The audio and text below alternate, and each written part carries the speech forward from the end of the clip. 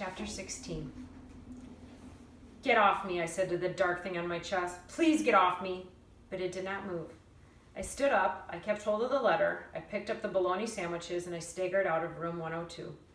I went into the office of the Goodnight Sleep Tight because I did not know where else to go. Bernice was behind the counter. A tragedy was occurring. The darkness had descended and Granny was gone, but Bernice's hair was still in curlers. Here's something I've learned. You should never expect help from someone who perpetually has their hair in curlers. What was I to do? Where could I turn? I didn't even know who I was. "Good evening," I said to Bernice. "What now?" said Bernice.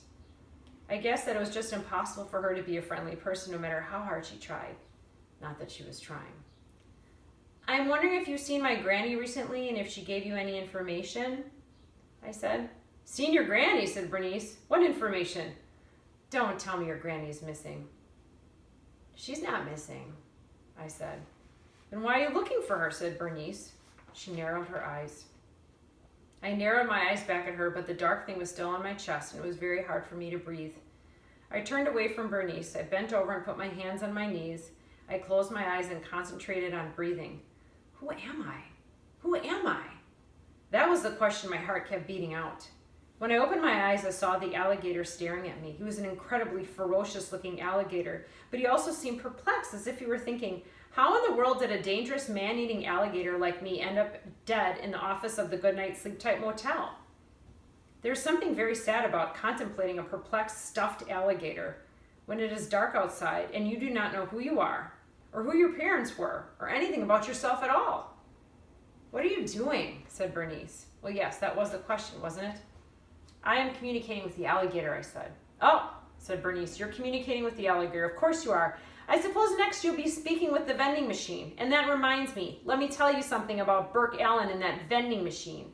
He makes little quarter-shaped pieces of metal down at that machine shop of his father's, and then he puts the metal into the vending machine and takes what he wants without paying for a thing.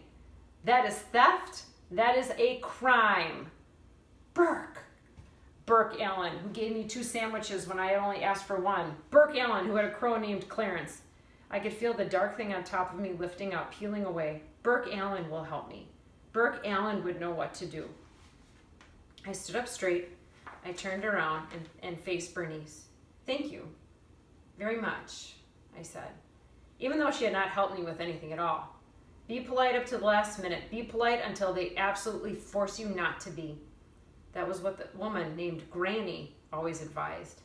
I left the Goodnight Sleep Tight office, and I did not look back.